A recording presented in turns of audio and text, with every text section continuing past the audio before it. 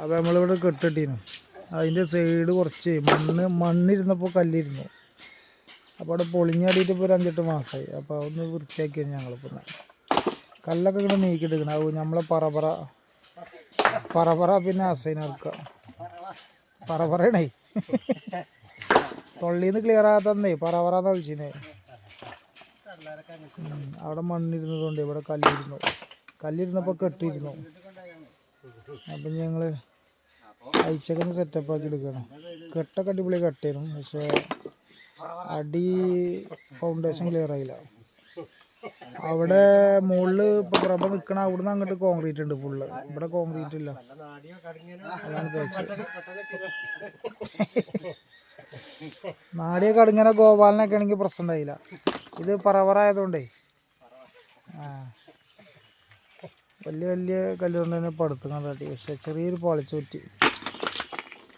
അപ്പം അങ്ങനെയാണ് ഏതായാലും പണി നടന്നുകൊണ്ടിരിക്കുകയാണ്. ഗുളിക പാക്കിൻ്റെ ആറാട്ട് ആരവിടെ കൊടുന്നിട്ടാവോ. നീ അടപ്പീസൊക്കെ വേണ്ടി വെച്ചതെന്നാവോ. എവിടെ പോയി.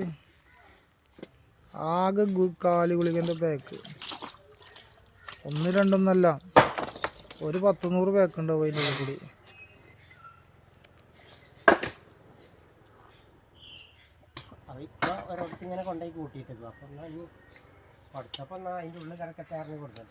അതാണ് സംഭവേ.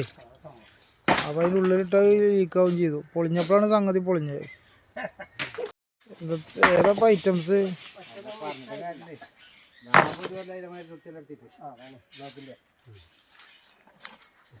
അതിപ്പോ ഇമ്മൂടിച്ച ഗുളികേറ്റാന്നാവഞ്ഞ്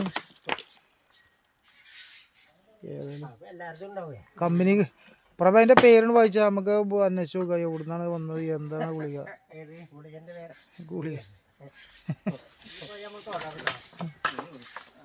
ഏതായാലും അല്ല കൂടോത്തരം ചെയ്ത് കൊടുത്തിട്ടാന്നാ ഗുളികയില്.